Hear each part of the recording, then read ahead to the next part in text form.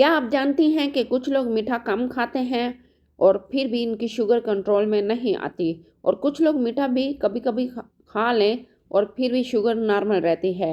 असल मसला मीठा नहीं है, असल मसला शुगर की किस्म, मिकदार और वक्त है। और सबसे अहम बात यह है कि हम रोज़ की शुगर तो चेक कर लेते हैं, मगर वो रिपोर्ट जो हमारे पिछले 3 महीनों की हकीकत बताती है, यानी A1C, इसे हम संजीदगी से नहीं लेते। आज की इस वीडियो में मैं आपको बिल्कुल सादा और खुलकर बताऊंगी कि कौन सी शुगर खून में फ़ौरन बढ़ती है और कौन सी शुगर निस्बतन बेहतर है। असल में A1C क्या बताता है और शुगर को कुदरती तरीके से हम कैसे कंट्रोल कर सकते हैं। असल में शुगर होती क्या है, सबसे पहले ये समझ लें कि शुगर कोई दुश्मन चीज़ नहीं है। शुगर दरअसल जिस्म की तवानाई है। मसला तब बनता है जब शुगर गलत किस्म की हो, या गलत वक्त पर हो, या ज़रूरत से ज़्यादा ली जाए। जब हम कोई भी मीठी या नशास्ता वाली चीज़ें खाते हैं तो वो जिस्म में जाकर ग्लूकोज बनती हैं। ये ग्लूकोज खून में शामिल होती हैं और इंसुलिन इसे खुलियों तक पहुंचाती हैं।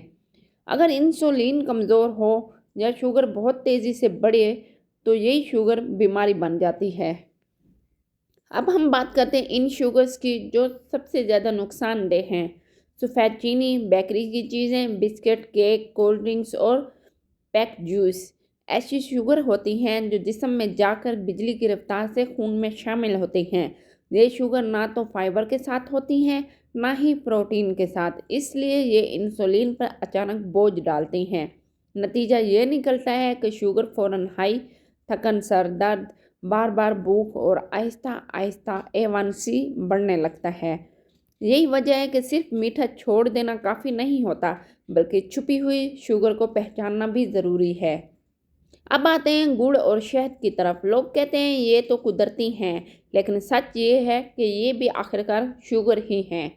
फ़र्क सिर्फ ये है कि इनमें कुछ मादनियात होते हैं, मगर अगर मिकदार ज़्यादा हो या खाली पेट इस्तेमाल हो तो ये भी खून में शुगर को बढ़ा देते हैं। इसलिए असूल ये है, कुदरती चीज़ भी हो, हद में हो तो दवा, हद से बढ़े तो मसला। अब बात करते हैं अच्छी शुगर की, जो जिस्म के लिए निस्बतन महफूज होती है। फलों में मौजूद कुदरती शुगर जब पूरा फल खाया जाए तो फाइबर के साथ जिस्म में जाती है। ये फाइबर शुगर को आहिस्ता आहिस्ता खून में जाने देता है, जिससे शुगर अचानक हाई नहीं होती।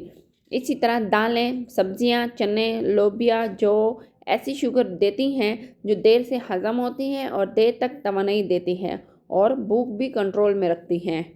अब आते हैं हम सबसे अहम चीज़ की तरफ, यानी A1C। A1C ये नहीं बताता कि आज आपने क्या खाया, बल्कि ये बताता है कि पिछले 3 महीनों में आपकी शुगर ज़्यादातर कैसी रही है। आप इसको इस तरह से समझें कि रोज़ की शुगर एक तस्वीर है, यानी A1C पूरी फिल्म है।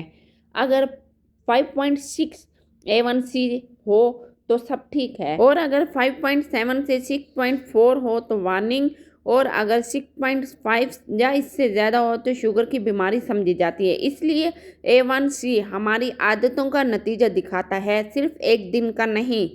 और अगर आप वाकई शुगर को कंट्रोल करना चाहती हैं तो ये चंद चीज़ें और चंद बातें समझना बहुत ज़रूरी है। खाली पेट मीठा या सफ़ेद आटा शुगर को तेज़ी से बढ़ाता है, जबकि प्रोटीन और फाइबर के साथ खाना शुगर को सुस्त कर देता है।